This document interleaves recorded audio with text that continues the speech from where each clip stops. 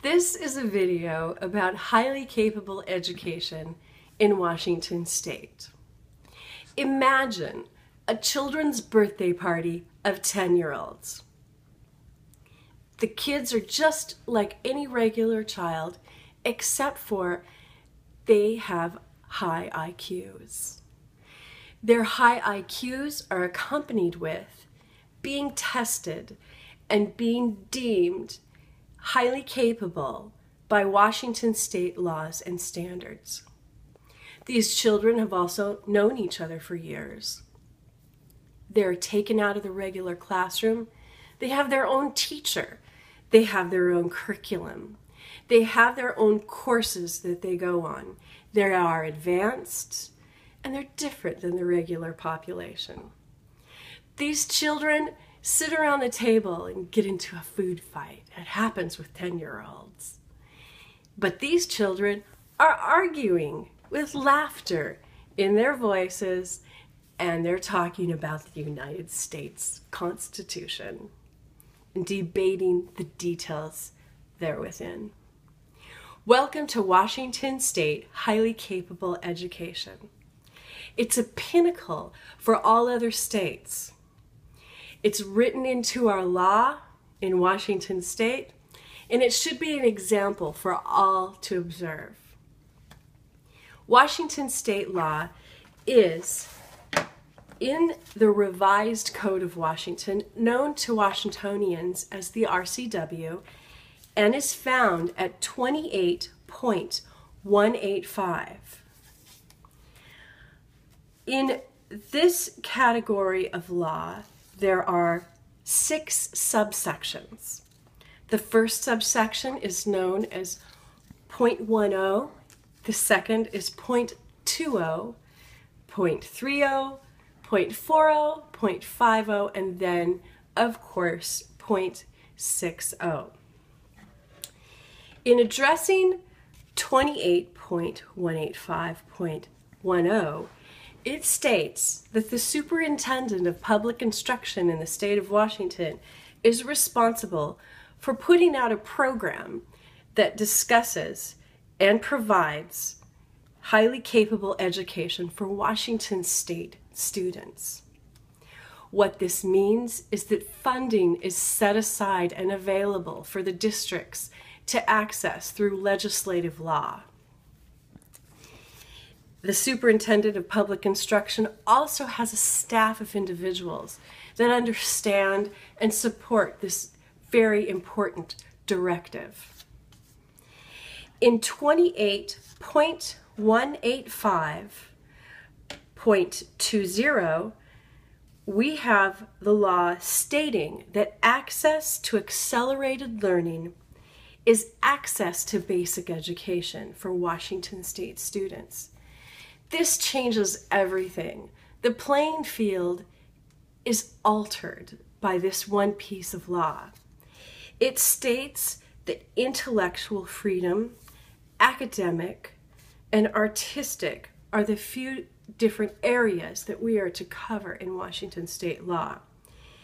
In looking at intellectual, that could become something then different than what it is today. We research. Harvard has new research that they're doing on so many different things. Just when you think that Harvard has done every research topic that you can do, we come up with something new as a society. So intellectual could become something that it isn't now. Academic, we look back to the past, to classical liberal arts education. We've interpreted it now as the 3 R's, reading, writing, and arithmetic, although it should be 2 R's and an A. And also we have artistic. Artistic is a category that is newly emerging across the country. I know from having observed Coronado, California, has an artistic school, the School of the Arts, that is really good for a kid who wants to, say, get into Juilliard, and there's teachers that can facilitate the arts. Also in Tacoma, Washington, there is a School of the Arts. It's known as TAG. Additionally, we have artistic students that are set aside, and the study of the arts has been something that we've identified as human beings as something that is valuable for a long time. The Catholics had artists paint the Sistine Chapel. Michelangelo's work is still there for all of us to see. And in the next part of the law, we have 3.0, known as 28.185.30, that discusses the assessment and the elections of highly capable students. There will be multiple criteria with intent to reveal these students. We need to find out who the students that truly have a high IQ, who they are, and educate them accordingly. Society is best to find these kids out so we can facilitate them. It is common for kids that have high IQs to feel like they're the oddball in class or to be set aside, and they feel different, and it's difficult for their self-esteem. It's better to identify them and appropriately challenge them. And Washington State has assessments that are not simple in nature. Having observed highly capable testing for students in other states, like the state of California, we have noted that these students are being given a test that is not even an hour long, that is a simple 1/2 of an hour long, or even 15 minutes in some cases, just to see kind of where they're at. It's not an IQ test, it may be a math test to just see how and where they're at in the broad spectrum of which math class to take it in. This is not intelligence testing. Intelligence testing goes into rhetoric and logic and trying to find out what would the student do with this information that they've been given, or one thing that they have learned. And it finds out who the truly highly capable are. As a society, we look at statistical data putting the middle of the population at 67%. In education, we don't do it that way. We use the number 100%. Common Core curriculum intends to mainstream all students into the same curriculum.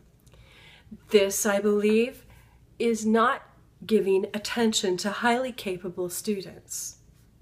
Highly capable students need extra curriculum. In Common Core writings, I've read where it says some students like to move ahead and go advanced.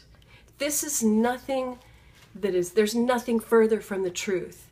Highly capable students need their own curriculum that is advanced and different.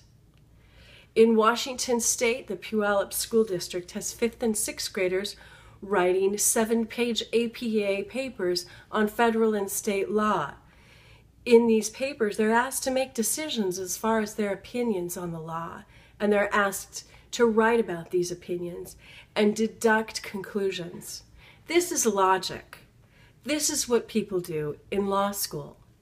Highly capable students can do it at age 11. This is proof that high IQ students need special curriculum. In 4.0, it talks about the University of Washington being an overseer of highly capable education.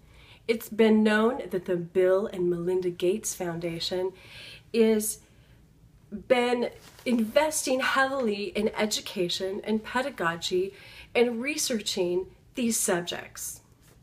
Highly capable education is overseen by the University of Washington by collecting data on these students, knowing what their test scores are, knowing the tests that they're being given for determining their IQs, knowing the logic that they need to reach to, knowing what it is that will facilitate these kids best. Washington State also has another program for students that are even not just highly capable, but a little bit lower test scores, where they are in a program that is called the Running Start program, which lets them go to community college when they're a junior in high school. The legislature has figured out a way to shift the funds to the community college so students can graduate from high school with an associate's degree.